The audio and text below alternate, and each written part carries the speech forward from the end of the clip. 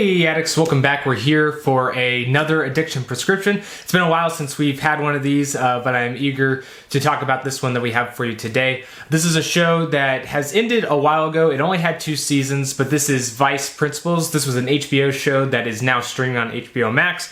I currently just got the 30-day free trial, so I wanted to finish it because I had started it before, but probably only got through half of the first season, but I have since completed it, and I wanted to kind of talk about it because I think it is kind of a hidden gem, or just not one that many people talk about when people bring up the conversation of HBO shows and what they really have to offer. So to give you kind of the idea of what it's about, it centers around, as you would expect, 2 vice principals that have kind of this desire / rivalry between one another about becoming the new principal of the school that they're at, with the old principal retiring or at least stepping down in some fashion, and believing that at least one of them is going to be the person that is selected to lead the school next into the next semester. And it leads to actually a newcomer coming in and asserting the dominance in that position, and these 2 rivals having to form kind of this bonded friendship in uniting against a common enemy. And it's kind of like them just doing all this crazy, just off-the-wall stuff to try to get this person's job.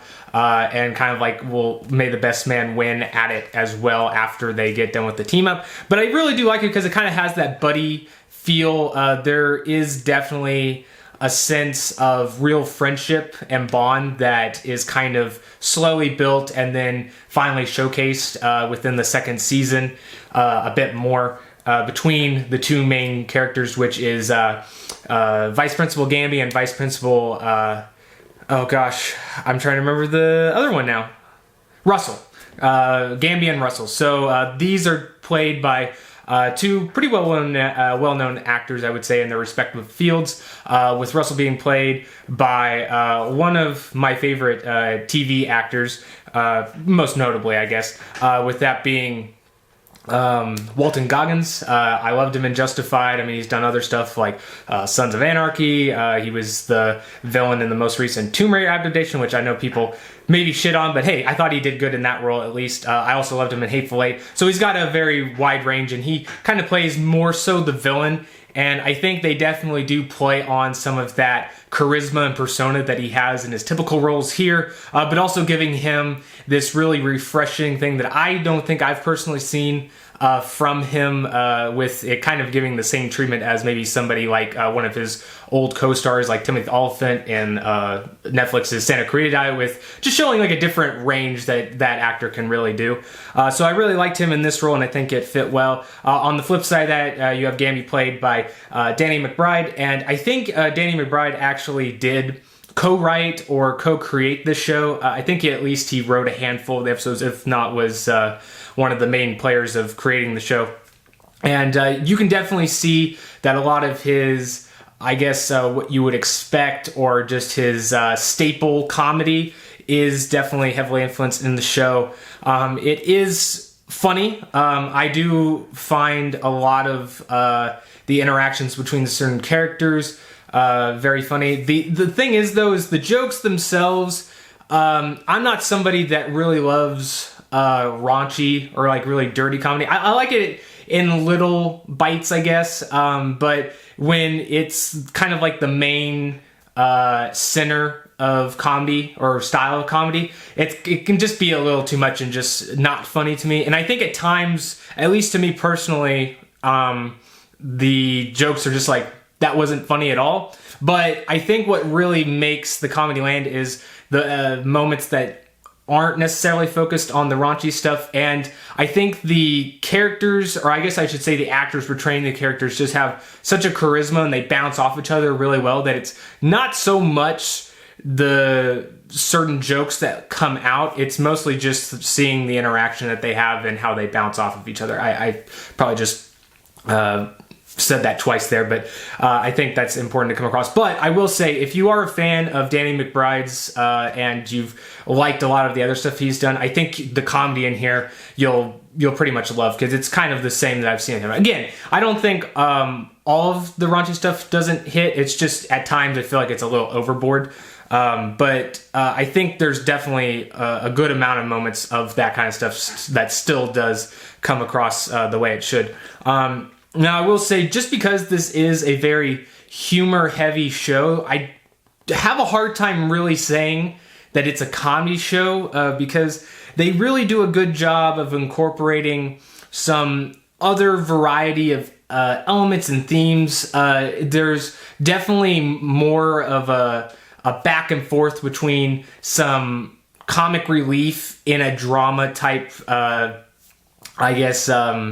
consistent story bits. So to me, it feels more like a drama where it really does touch on some more heavy themes. And again, it does have like a comedic way of going about it, or giving you that relief when it's kind of ramping up a bit. But overall, I think it does deal with some very serious things. A lot of the characters, especially the main characters, have issues in their own respective lives that kind of, I don't want to say justified, but you can kind of see how, because of the way their life at home is going, why they resort, or why this explosion of just insane like outbursts happen when they're at work. It's almost like their venting place.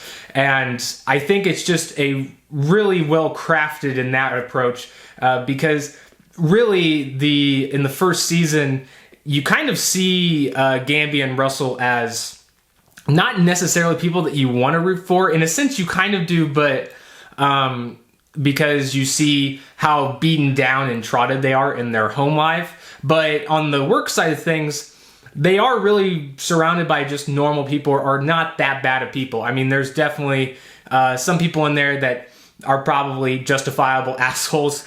And then there's people that, seem seemingly nice that they seek to destroy. So that's some really back and forth that I appreciate in the show as well. Like I said, there is a lot of things that are touched on throughout the show. So like, I think just to name a few, like I think failure and like fear of replacement is definitely kind of sprinkled throughout the show.